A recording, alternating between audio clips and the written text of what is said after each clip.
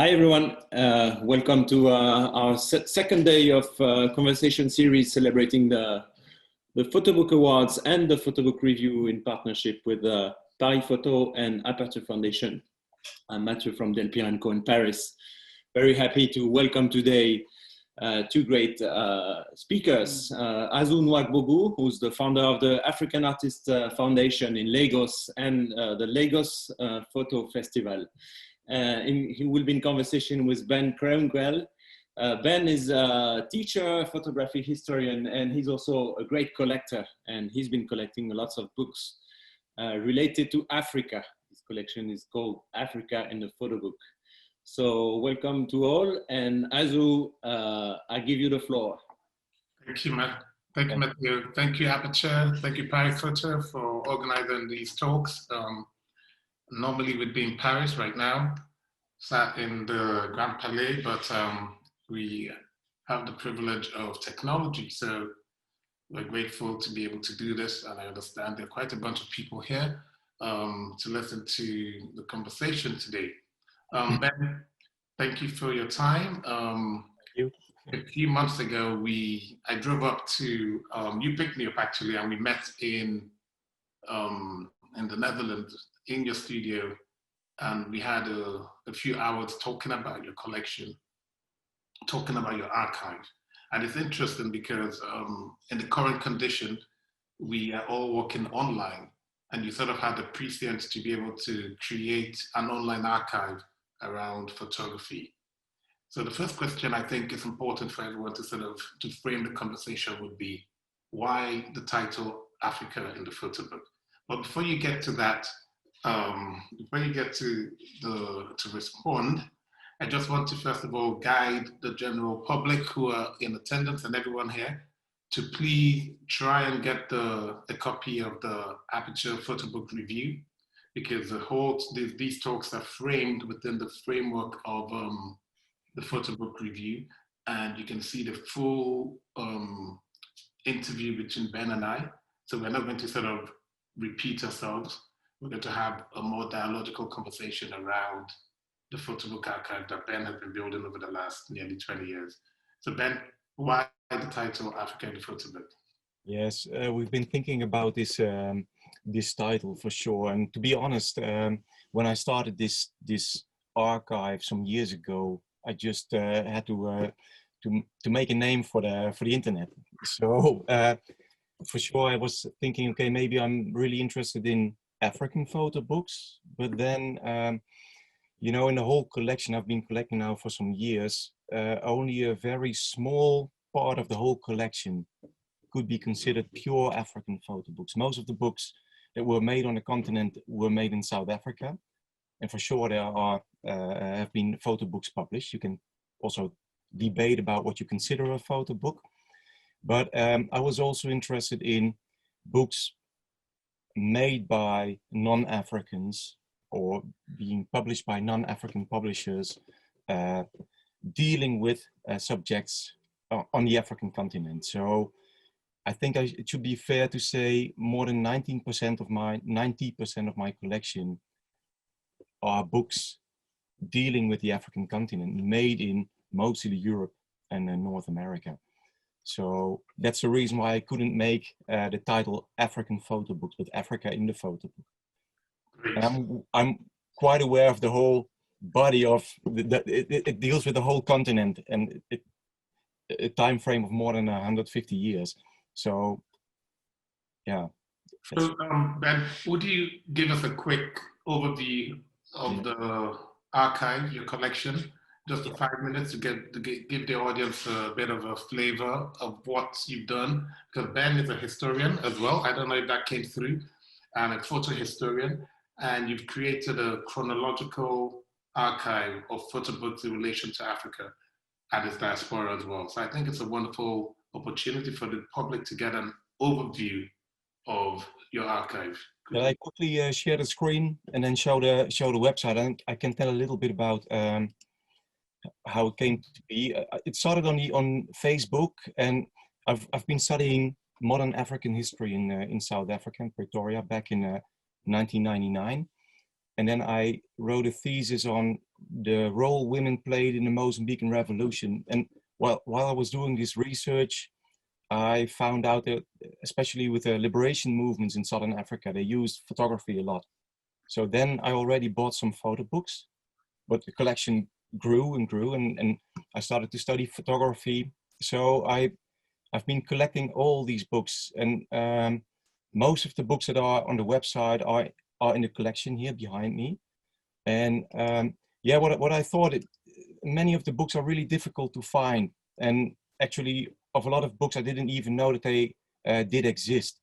So what I thought would be really interesting is making an online archive for students or people who have interest in this subject to get an idea of these books, what the books looks like, what they look like, because on the internet often you cannot find these the content of the books. So what I basically did, and it's quite a lot of work, I tried to well, photograph spreads from the books I collect, and by doing that, connecting with people abroad. So for instance, this is a book, this is not in my collection, but it deals with it's called the Zulu Rebellion of 1906, the Bambata uprising. And this is a really scarce book. I found it in a library, and then I photographed the book so people can get an idea of what it is. And I got into contact with South African photographers like Omar Bacha and Cedric Nunn, who were really interested in, who didn't know about this book, but obviously know much more about the content than I do. So that was also my idea of the website, showing all these books to a large audience, and by that connecting with people to do research on all these books. So here are the books. It goes on. I think there are about 550 books. So I made some effort to also place the books, the titles in a chronological order. So you can see the oldest book in the collection. Actually, this is also not mine, but the oldest book in my collection is here from 1885. And these are, yeah, quite scarce titles, especially the really old books. You can often find them online. They are scanned by libraries. So I made here this page with early albums. You can see lots of books I don't even have. But here with the titles, yeah, it goes on until 2020. And it's, yeah, the idea is you can just, if you're interested, you find these books. And for sure, I don't put the whole book on the website because it's, I guess, also something to do with copyrights, but also it is a lot of work to photograph all these books, because I want to show the books as physical objects. So I make a decision which spreads I show to the people. So basically, it's opening up the archive, because people are really welcome, as you were, to see the collection here and come to Haarlem, the Netherlands, to see these books. But for sure, I can imagine if you are based in Japan, it would be really interesting not to buy a ticket and to be able to get an idea of these books, what is around. What have you observed, Ben, over the years collecting these incredible books in your archive? Because you've done it chronologically, it's easy to see that there is a sort of pre-colonial and post-colonial narrative in the collection. Yes. What have you observed as a sort of change or trend in the development of, or the ventilation, if you like, of representation of Africa, yeah, in the archive that you've been working with?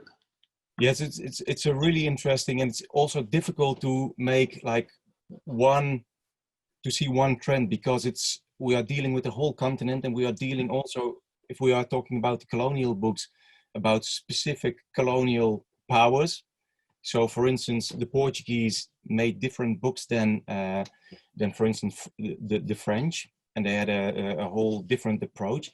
But what you can see recurrent themes, and all these without an example, all the colonial photo books have some kind of they are in some way they are problematic.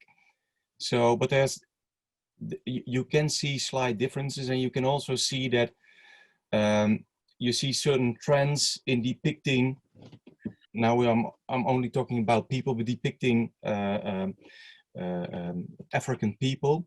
But for sure, many of these colonial photo books also were made to show the audience in Europe that they were there to stay. So you see in many of these old books, you see photographs of colonial buildings, of statues.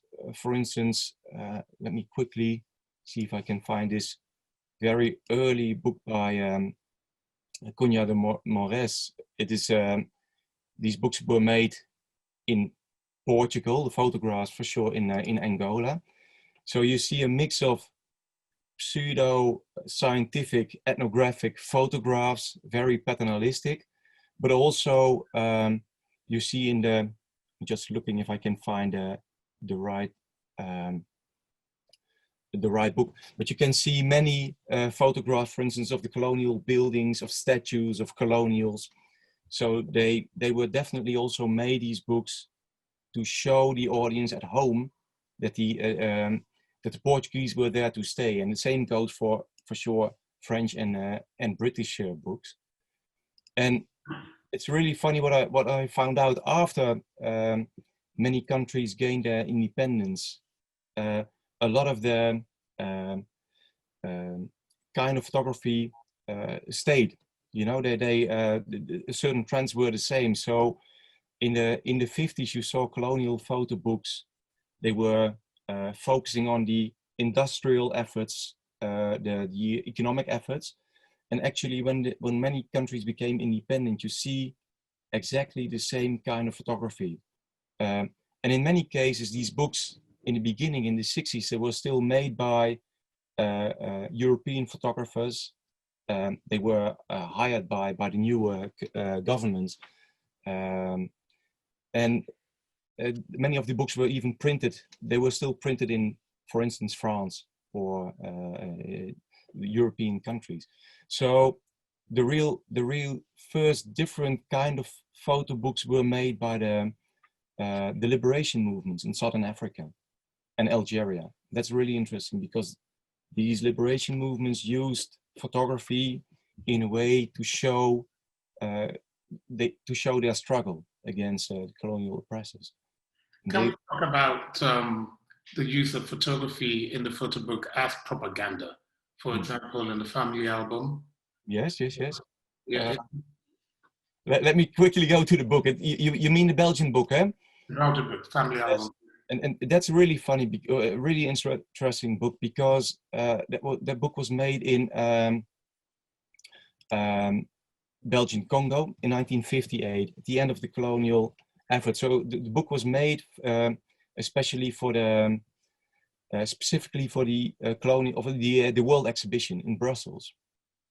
And it's really interesting because in this book, the makers of the book try to make some kind of a mirror. You know, you see, and on the always on the left page you see the situation in Congo, on the right page you see what's happening in Belgium.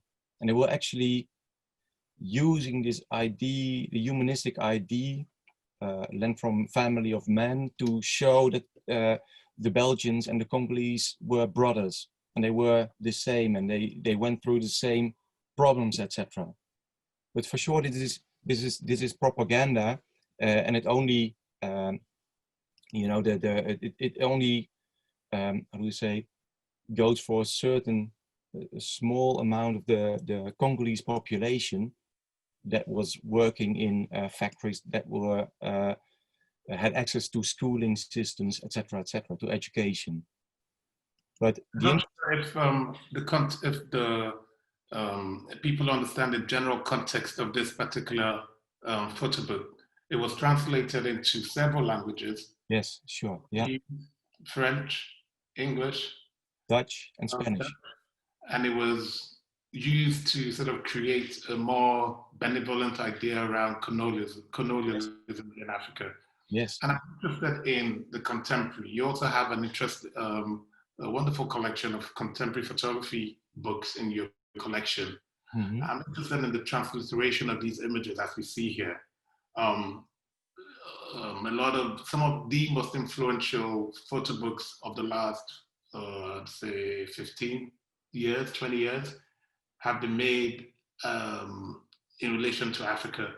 I think of Christina de Middel's The Afronauts, Mm-hmm. which have been exhibited virtually in every major city in the world.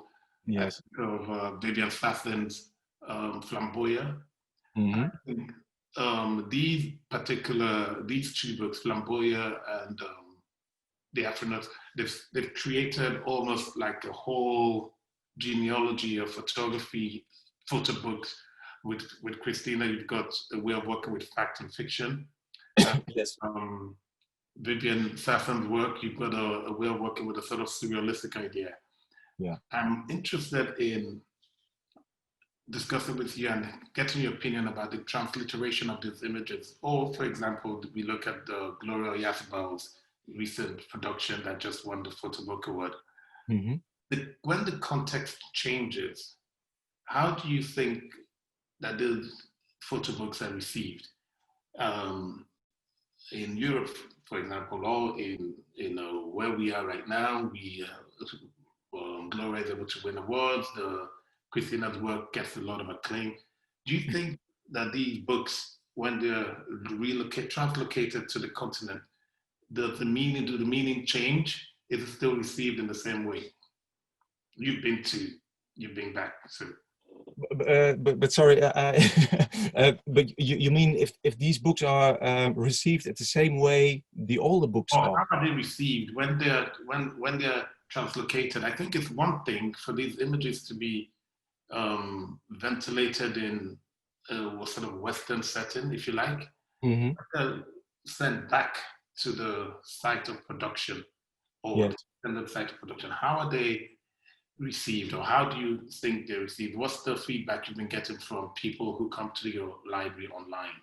Yes, that's a difficult question, Azu, because for sure I know the work and I also have it in the collection. I have to be honest that I did most research up until now to photo books approximately till the 1980s, 1990s. So I didn't really dive into the whole discussion, because I also know there's some discussion about the work of Christina and the work of Viviane Sassen, for sure. So that's a big discussion, which is really interesting.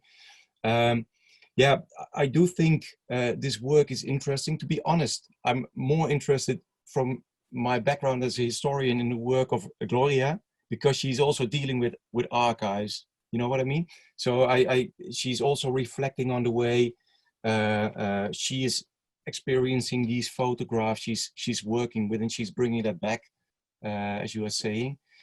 So yeah, I simply don't know how the work is being received in specific African countries, if that's what you are saying.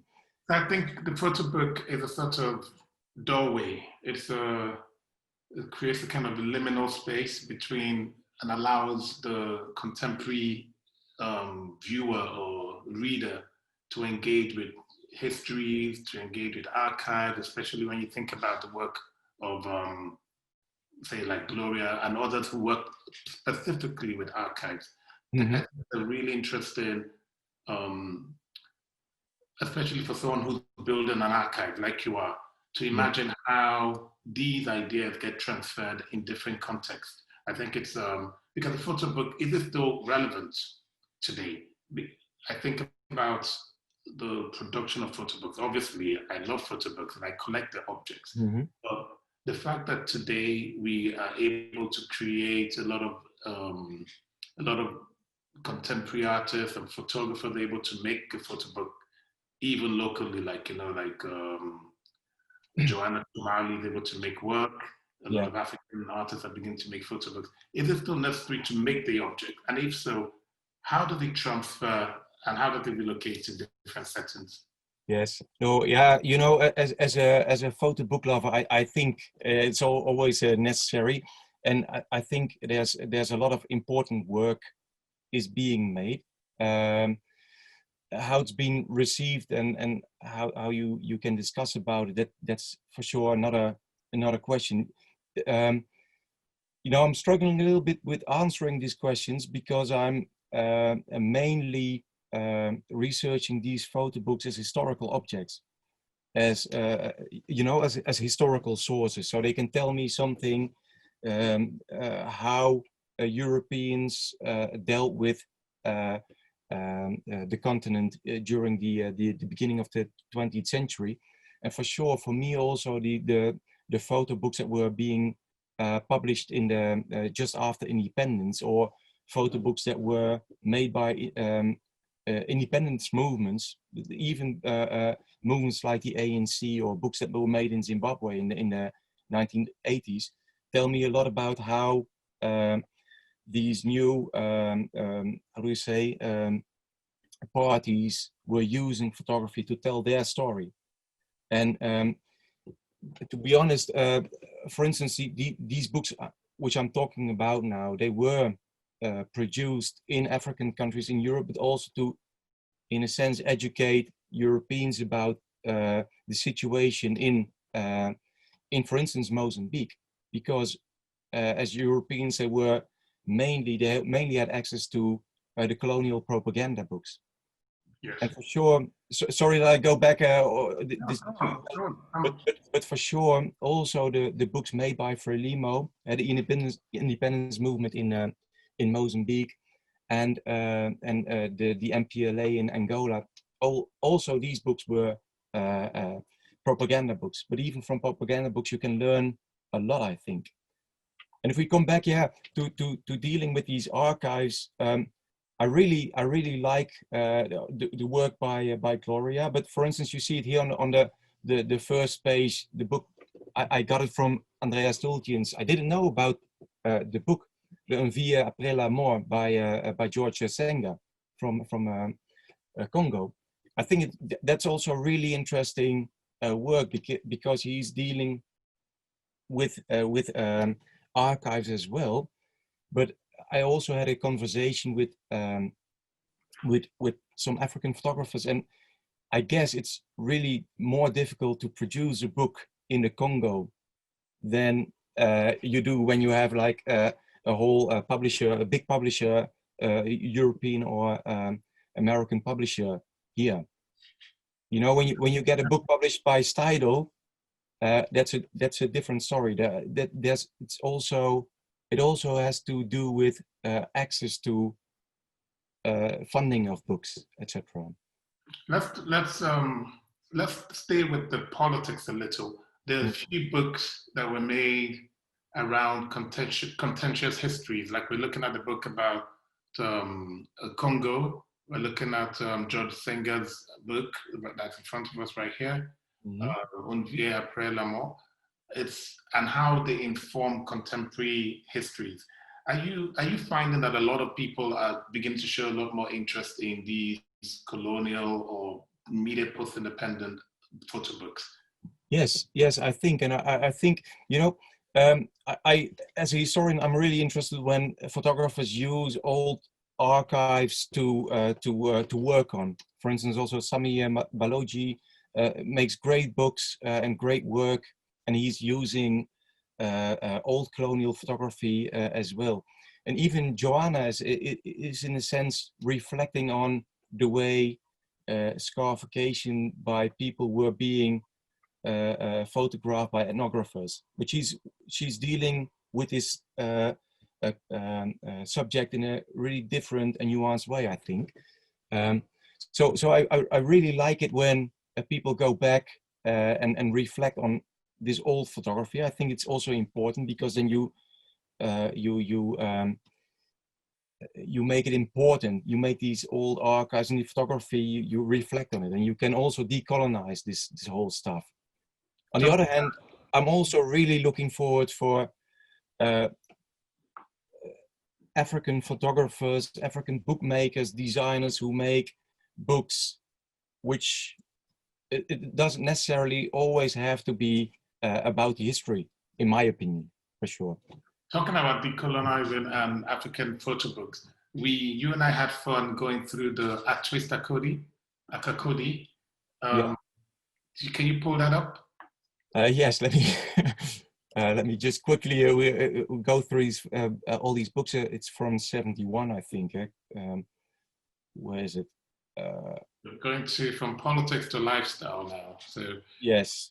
Well, when you are mentioning this, it's really interesting because often people ask me which is the first book you consider an African photo book, and actually, I always said, okay, this is this one. On the other hand, I found an older one which was made in Tunisia. That's actually the oldest one, but it's a political and some kind of a also propaganda book. This one is, I found this by coincidence, and what I really love about this book, it was published in France, so it's bilingual, so it's English and French, and it was made by a photographer in Ivory Coast. And yeah, what is really interesting is that he actually is photographing the hairstyles of women and the, how do you say, the hair doing, the treatment of the hair, which many ethnographers and colonial photographers were really obsessed with. But in the colonial photo books, all these photographs of hairstyles and they were used to categorize people. And here, this photographer is showing these hairstyles as part of a culture, but it's in a real, it's not in this old ethnographic style. The photography style is much more loose, I guess. And in a sense, in the end of the book, and I guess it's also something from the 1970s, he's really addressing these women he has been photographing, and he says something like, okay, you should wear your hair like we did in the culture, like your ancestors did. So in a sense, he is also resisting the use of European hairstyles, I suppose, in Ivory Coast. And what I also really think is it's interesting to me, because we know, but you have to help me with the name Ogier, the Nigerian photographer who photographed the hairstyles. Ojekere? Yeah. Yes. Yeah. So it reminds a lot of his work. But what I really like about this book is that the book was made in the 70s. Yeah. So it is really, it is one of the first books I ever encountered like this, dealing with styles and you often poem at the end, the beautiful poem at the end. Do you have it on the screen? No, but I think it was quoted in the book, in the paper. So you want me to read it? Oh yes, please. So that's the text. So excuse me for my pronunciation. So he says something like, why do some of our stylish women prefer bleached hair or wigs to genuine African creations? I mean, many of you who pretend to be European, trying to dress and act like white women. Oh, my black sisters, why are you trying to forget that you are African? So the book ends with this text. Very judgmental. Yeah. But then, you know, it is definitely a different kind of language than I'm used to within the books that were made just after independence. Many of these photo books that were just showing, but they were showing about the efforts and the progress of specific countries. And he's actually referring to a way of life, I suppose. And that's and I love the design of the book and the photography for sure. Fantastic photography. So when we have the photography and the design come together, we have a beautiful object. Yes. Talking about African photographers making beautiful African books, I don't know if you have a copy of Joanna's Habre in your collection. Mm-hmm. Oh, wonderful. So that it's just fading cultures, dying cultures, creating an archive for the future. Yeah. We have a few questions coming through. Ben, are you ready for questions? Yeah. Should I stop sharing the website? No, please keep it going. Okay. Keep it going. Keep it going. Actually, I should let you have a few more minutes to talk about your favorite books. Can you give us a bit of a rundown on some of your most interesting finds and great stories around the story? Yeah, the thing is, like the book on Kokiri, that was some kind of a find for sure. You know, everybody knows the book by Ernest Cole, which is beautiful. And yeah, my all-time favorite is the book by the MPLA, which was done in Angola, which is also in parts always a little bit of a pity. Or it's good that people know about the book, but now I guess I'm always talking about this book. But this is a really great book if you are dealing with design and photography. And the funny thing is that when I had this website, there are no photographers known who made this book. But then, fortunately, through Facebook, somebody from Angola sent me an email, and he said, "Okay, I'm going to check if I can find the photographer." So he said, "Okay, this Carlos, I don't know how I have to pronounce the name, but he's supposed to be one of the photographers who was working for the book." And well, the guy in Angola is trying to reach this photographer to get to know more about this book, because we don't know who the book made. We don't exactly know when the book was made. It was made 76 or 77, that we are quite certain of. But who the photographers were, who the designers were, nobody seems to know. So that's also a reason why I put these books on the internet. Hopefully the makers come back to this book, and they come back to the website and show me something, show me more, give me more information about the books. And then, yeah, my favorites, that's for sure, it's also personal, like the books by Cunha de Moraes, how they are really problematic, for sure. But I have to be honest, I still like them as objects, because it's, you know, they are from the 19th century. They were published just after the Berlin Conference. So it's beautifully printed. So as a book lover, I say that's being said, the content is for sure is really difficult. And you can say that also about, yeah, we talked about it. I often talked about this book. This is the book by Lotte R.L. She was a female, a woman who was a photographing in the 1930s. She was Jewish, so she fled Germany soon after she made this book. And what's really interesting is that although it's still paternalistic, this is one of the first books where you can see they really thought about the design, and the photography is quite loose. It's really different than the way people were being photographed in the 30s by other Europeans. And another thing is that she's in the text, she's writing about the people. So about a lot of the people who are being portrayed, we know now about their names, etc. So we have a situation where the photography is about the subject and not the object. Yes, exactly. And a kind of agency, yeah, into the subject photograph. I have one other question for you, Ben. How do we deal as curators, as photo book makers, as photo book archivists, how do we deal with contentious material, problematic material? Yeah.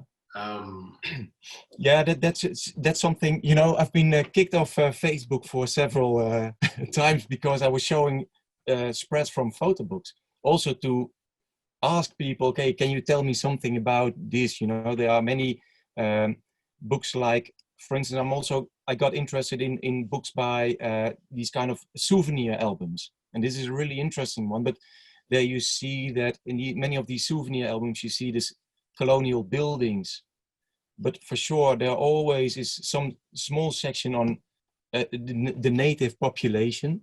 And there was some kind of a tourist attraction.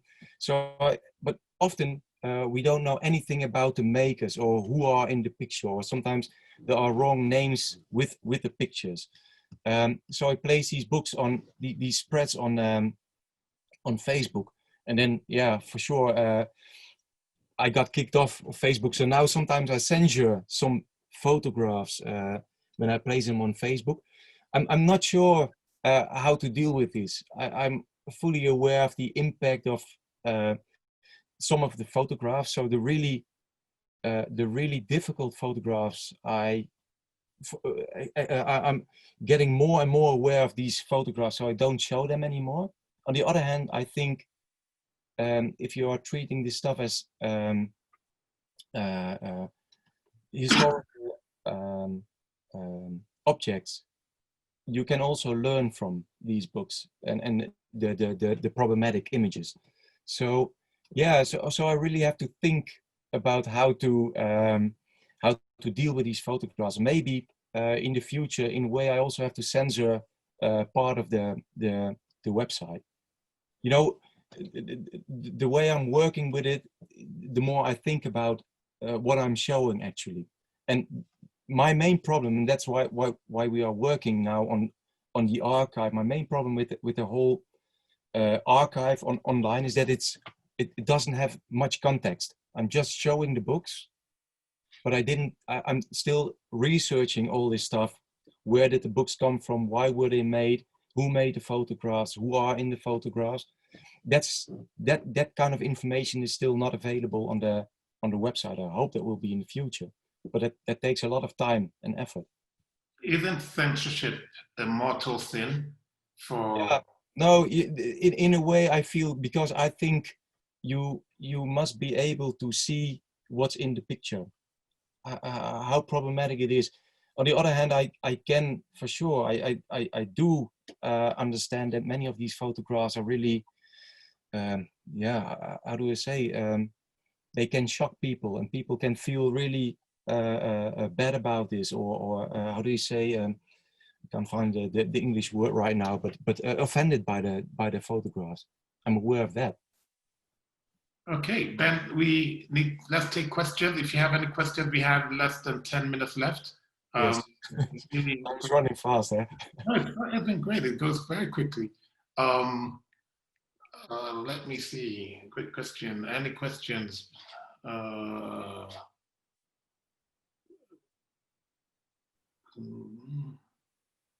Maybe before you ask me the question, Azu, I should mention that I think that's quite important, because I'm quite aware of my background here in the Netherlands, and because I'm working on this book now, but I will definitely, we are now looking for people who can help me.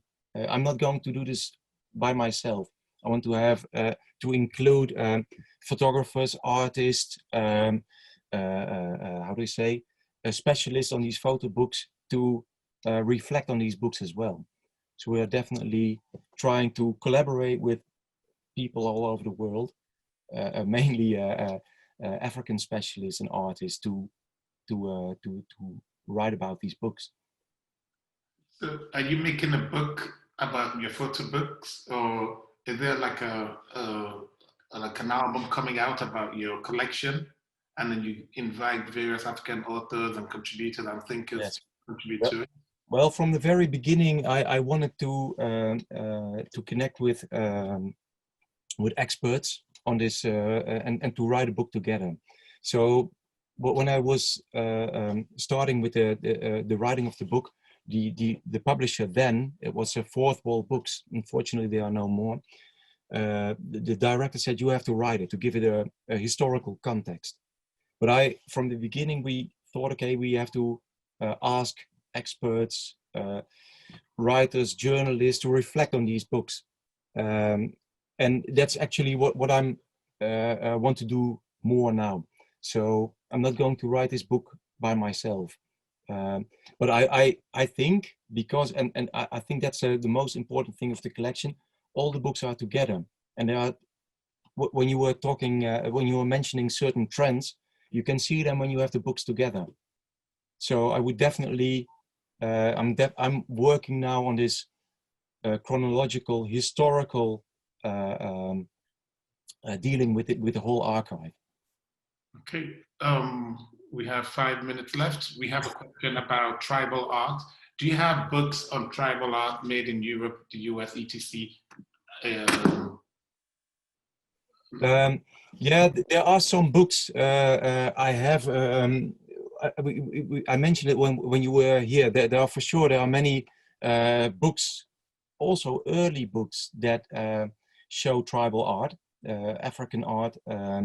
For instance, Walker Evans did a job with photographing many of the artworks. But also these books, many of this stuff was stolen, you know, it was taking, and it's really interesting to see some photo books dealing with expeditions that went to the continent, and they just went there to buy, steal stuff, and that was being photographed and showcased in Europe. But to be honest, I'm not collecting now books, contemporary books on African pieces of art.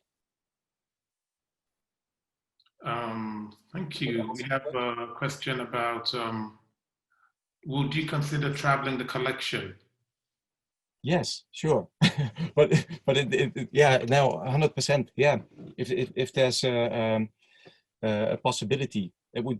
When I was working with Fourth Wall Books, there were plans to bring it to Wits in Johannesburg, but for sure. But yeah, if you have to travel 500 books, I suppose we should make a. Yeah. Okay, someone has suggested, Catherine Camrau has suggested you have a trigger warning when, for people, so that they sort of warn before they open contentious material. Something for you to think about for your archive. Mm-hmm.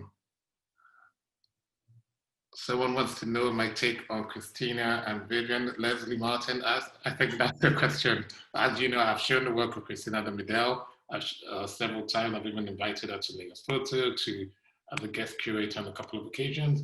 I've also shown Vivian Sassen's work on numerous occasions, so I'm a fan of both artists. And I think they make incredible work that has really been influential over the last 10 to 15 years. They've really contributed a lot to photography, I think. And so, but I can speak a lot more about that in another situation. I'm just going through a few questions here.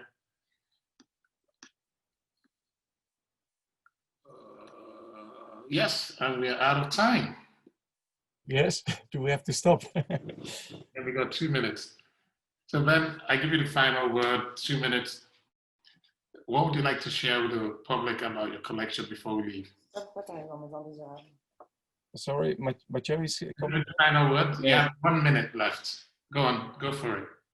No, there were just, I don't know if you've seen a few more questions. There was a question about the proportion in your collection. Let me find it. Can you say something about the proportion of female, male photographers and if this changed throughout time? Yes, I guess it's changing now, you know, the last 10, 20 years. For sure, you also saw may have seen the book, Photobook, 10 by 10 photo books, women photographer, and this is his African or Afro-American section. Yes, no, I'm happy to see because women were being depicted in these colonial books really badly, but yeah, I'm applauding female photographers, but it doesn't go only for photo books from Africa. I think that goes worldwide. I think it's important. So I don't know exactly what I should do with this question. For sure, I think women can have a different way of seeing, or that they. Okay. Well, thank you very much, guys.